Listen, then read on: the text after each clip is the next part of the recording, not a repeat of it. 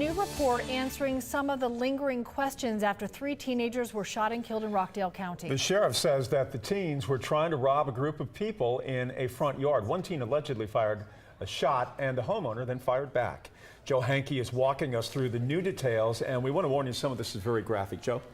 Well, Jeff, in that Rockdale County Sheriff's Office report released today, one of the first responding deputies from Monday morning describes finding 2 people laying on the ground surrounded by blood with clothing hiding their faces, and one of them was on top of a Glock handgun.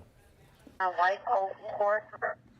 He was around to the 23. Minutes past 4 a.m. on Monday, an emergency dispatcher described a series of 911 calls after the sound of gunfire exploded from White Oak Court in Conyers. The sheriff's office would find 3 teenagers who had all been shot. The county coroner and family ID'd the teens as Isaiah Reed, Jaime Hernandez, and Brandon Gresham. We've had multiple callers about they heard multiple 23s, heard them hit the home, did not see or hear a vehicle. On Monday, one neighbor described the gunfire. It sounded like there was smaller pat, pat, pat, pat, and then I heard doom, doom, doom, doom, doom. I knew that was an AR. I knew it was because I've heard the gun sound before. The neighbor says the homeowner involved in the shootout owns an AR-15 or similar style firearm. In this initial incident report from the Rockdale County Sheriff's Office, a deputy says he was first sent to what was reported as a drive-by shooting. Additional caller, she advised the signal 23s in the area couldn't tell if they came to the house.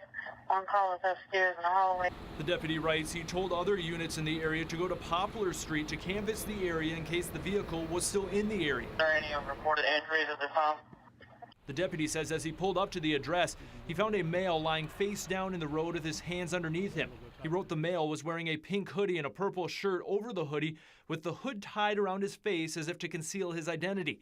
The deputy says he noticed blood on the ground and could see the male was laying on top of a black Glock handgun. She was around to the signal 23s. Additional caller also advised she heard signal 23. Also been advised that she hears people yelling. The deputy then found a second person laying on the ground, also surrounded by blood. I could see the male had an orange bandana tied around his face, the deputy described. EMS then arrived, other deputies taped off the crime scene, and a corporal began interviewing witnesses. And that incident report released today does not say where the 3rd teen was found, but a neighbor says one was discovered bleeding in his front yard. We know the sheriff's office questioned this week the homeowner, but the incident report does not detail that discussion either, nor any interviews with any of the witnesses. It also does not get into what the sheriff told us earlier this week about one of the teens shooting first and the homeowner firing back. Cheryl?